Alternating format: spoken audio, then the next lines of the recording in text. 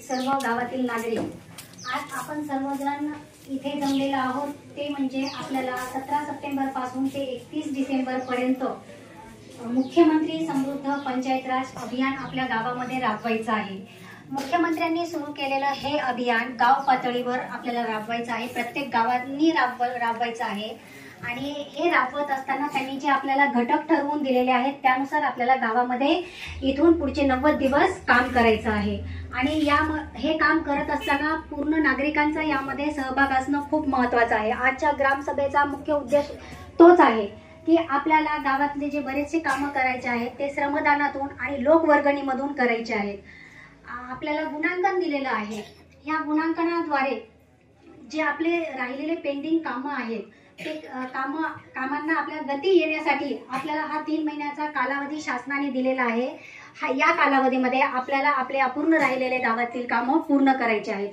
आणि फक्त ग्रामपंचायत कर्मचारी असो, सरपंच असो किंवा ग्रामविकास अधिकारी असो यांनीच काम करून चालणार नाहीये। तर आता या अभियानामध्ये गावातील सर्व बचत गटातील महिला, इतर महिला, किशोरवयीन मुली असतील, युवक मंडळ, तसेच आपले प्रतिष्ठित नागरिक जे बाहेर गावला जाऊन जे राहिलेले आहेत त्यांनी सुद्धा या अभियानामध्ये आपला सहभाग नोंदवायचा आहे।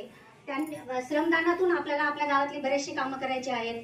कचऱ्याचं व्यवस्थापन असेल, शोष खड्डे असतील, प्लास्टिक मुक्त गाव असेल, भजनी मंडळ आहेत, भजनी मंडळांनी त्यांनी त्यांच्या भजनामधून लोकांना जागृत केलं पाहिजे।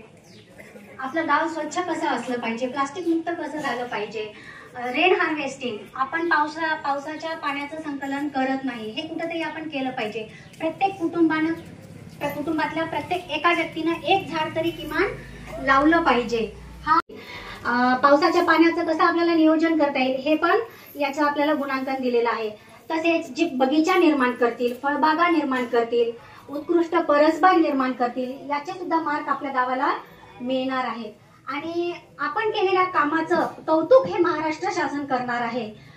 आणि आपलं हे कौतुक त्यांनी बक्षिसाच्या स्वरूपामध्ये करत आहेत। भरपूर मोठ्या प्रमाणामध्ये बक्षीस गावाला मिळणार आहे।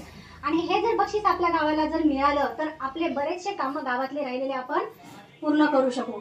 परंतु कोणतेही काम करत असताना गावामध्ये आपण काय करत असतो, वर्गणी जमा करून गणपतीचा असो, दुर्गादेवीचा असो किंवा एखादा सामाजिक उपक्रम असो किंवा मंदिराचं बांधकाम असो, आपण लोकवर्गणी जमा करून हे काम पूर्ण करत असतो, स्वतः पुढाकार त्यामध्ये घेत असतो। पण आता गावातला विकास करण्यासाठी सुद्धा आपल्याला असाच पुढाकार घ्यायचा आहे।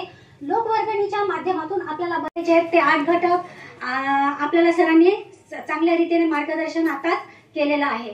तर प्रत्येक नागरिकाची आणि प्रत्येक कुटुंबाची जबाबदारी आहे की आपलं घरच आणि परिसर स्वच्छ न राहता आपलं गाव कसं स्वच्छ राहील याकडे सुद्धा लक्ष द्यायचं आहे। यामध्ये आम्ही पण मदत करणार आहोत, तुम्ही आम्हाला मदत करा, आम्ही तुम्हाला मदत करू, पण सर्वांचा सहभाग हा खूप महत्त्वाचा आहे।